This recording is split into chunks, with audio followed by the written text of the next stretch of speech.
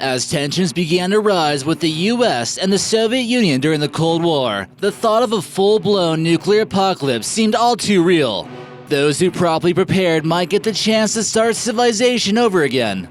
From building state-of-the-art nuclear bunkers to forming coalitions with neighboring survivors, here are 10 tips for surviving a nuclear apocalypse.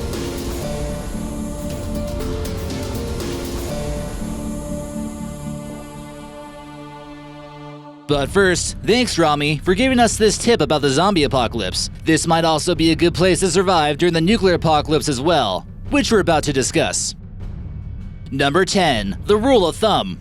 Just knowing simple knowledge about the blast will help you survive. With new unstable countries around the world developing nuclear weapons at an alarming rate, such as Iran and North Korea, we may not even get a warning when the mushroom cloud begins to form over the horizon. The rule has it, if the mushroom cloud is bigger than your thumb, it's already too late and you've been exposed to copious amounts of radiation. If the cloud is smaller than your thumb, it might not be too late and you can still plan your survival. When the explosion hits, a mushroom cloud will form from air rapidly forcing itself upwards, and it begins to disperse ash and clouds of dust everywhere. The blast will cause any night to become day due to its fierce fireball hotter than the core of the sun exploding.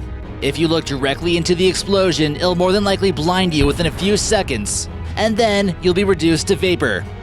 It'll also cause an electromagnetic pulse across the world if it's an atmospheric explosion. Tens of thousands of nukes are on alert and to be launched at any time to cause a massive apocalypse. Monuments that we know and love will be reduced to dust, and a direct blast to Washington, D.C. would cause 300,000 deaths instantly. What if launches all over the world continue to blast from many different countries, and finally, hell on earth has arrived?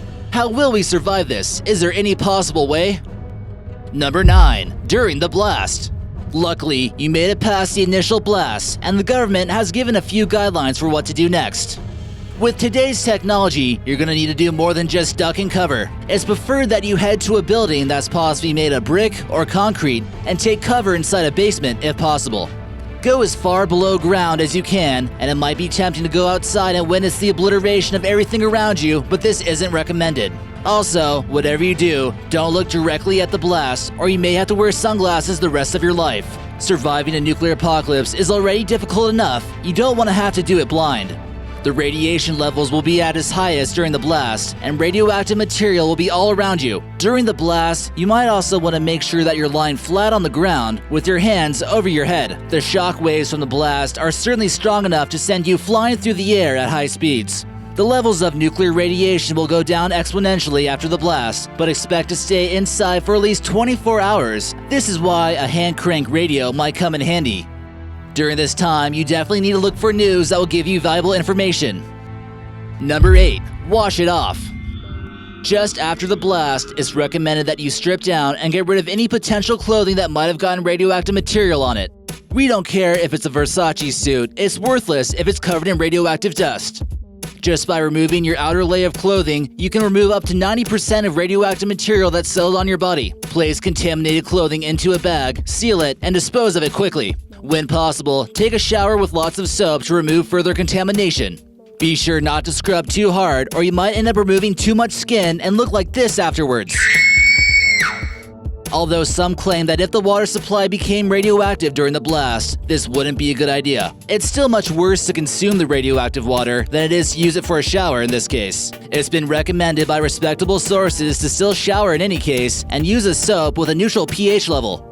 Number 7. Survivors.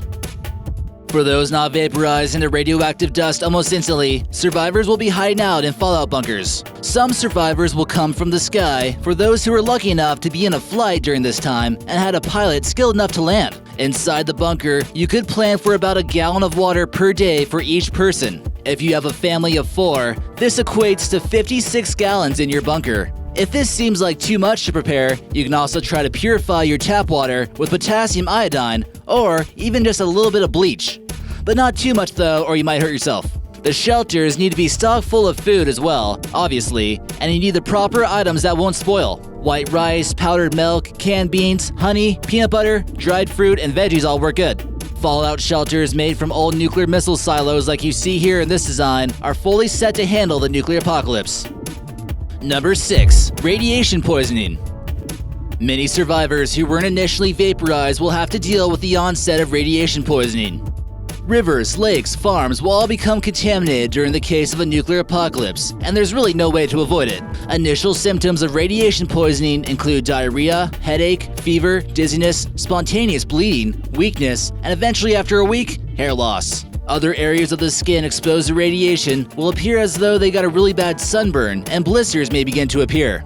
So this is why it's important to avoid going outside as much as possible. The best supplement you could take to prevent radiation poisoning would be potassium iodine. So if you already have a good stock of that, good job. But don't take any until you know that radiation has hit your area.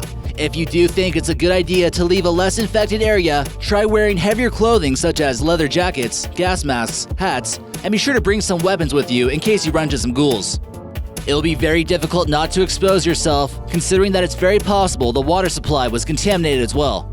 Number 5. Nuclear winters.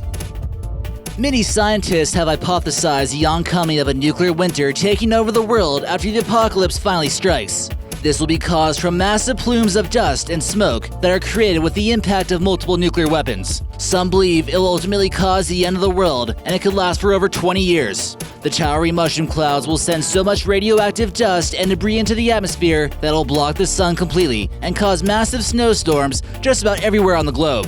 The sooty smoke would deposit into the tropo and stratosphere, which would create ominous clouds pretty much everywhere. We've seen winters like this after huge volcanic eruptions that sent much ash into the atmosphere. Any kind of rain or snow that would hit the ground during this scenario would also be highly toxic and undrinkable. It's hard to imagine any possibility of surviving a nuclear winter. Some would suggest that this would take at least 100 atomic blasts, but with the power we're capable of in modern times, that number might be much lower. The real only way to survive a nuclear winter would be to dig as far underground as possible and accept cannibalism into your life. Scavenge as much supplies as possible and prepare, because winter is coming. Number 4. Become a mole person. Although radiation levels should die down after a year or so, there's still always that possibility of breathing in toxic dust that doesn't want to seem to leave the Earth's atmosphere. Who knows what kind of strange creatures are roaming around up at the ground level, and your best bet, for a while, is going to be to camp out underground. The choice is somewhat drastic, but there's a better chance that you'll go undetected by looters or bands of raiders. Humans are still nothing but survivors at this point, and it's unclear how people are able to mentally handle the unbelievable change that's taken place upon our Earth. Hopefully, small communities can begin to develop in places such as subway stations, abandoned mines, missile silos, or massive train tunnels such as the Gotthard base tunnel in Switzerland. Becoming a mole person is certainly your best option, especially in the case of a nuclear winter like we already mentioned. It might just be what we have to do to keep the human race alive. Those huge rats you were grossed out by seeing in the subway are now becoming your best food source. Many natural cave systems throughout Eastern Europe and Austria have been thriving ecosystems where there's plenty of bats, rats, and other creatures to feast on. Even trying to create something such as a rat farm is certainly a possibility as a mole person. There's actually groups of mole people living right now in the drainage systems of Las Vegas who seem to be living quite comfortably with plenty of belongings, but when it does rain, it does cause some issues. Number 3. Radiation zombies or ghouls. Another thing you're going to have to look out for during the beginning of the apocalypse, and possibly for years to come, are people who are infected with radiation and have lost their mind from this traumatizing event. You really never know how you might begin to act when the apocalypse finally hits the fan. People who've lost everything they own have nothing left to lose and will go on rampages from their mental illnesses. They also might have scrubbed too hard in the shower and no longer have smooth skin. The ghouls can be created from people who constructed homemade shelters, which still protected them a little bit to the point where they weren't killed, but still scarred from the overwhelming radiation. Other ghouls out there who might have completely lost their mind and the ability to function could result in becoming feral and cannibalistic. These are the ones you most likely have to watch out for if you choose to roam around in the wasteland. Other animals such as scorpions who might have resistance to radiation might be able to grow at frightening rates as well due to lack of predators. So watch out. Number 2. Form a coalition or group.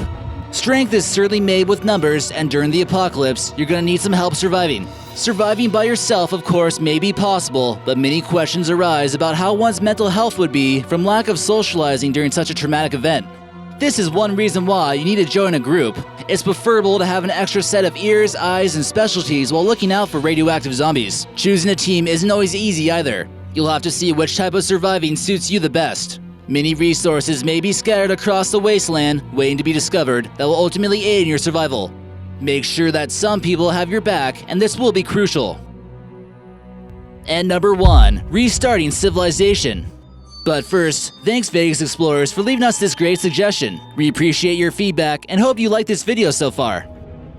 If life as we know it has come to an end because of a full-blown nuclear apocalypse, eventually the radiation will settle down and people can begin to establish settlements again where the nukes didn't strike. A massive effort will be needed in order to rebuild civilization, even when morale is low. A currency needs to be established, law needs to be put into order, and access to clean water must be available. It certainly won't be easy, and it's tough to say how much soil will be contaminated and what species of animals will still be left. But humanity will have to face one of the toughest challenges it's ever met, and will need an abundance of tough people willing to dedicate their lifestyle from living comfortably to people who are surviving for the sake of the human race. It'll take much time, and much knowledge will be needed to be rediscovered as we enter a dark age of history. Hopefully by then, scientists will have researched enough to be able to shoot down most nuclear missiles before they strike major cities.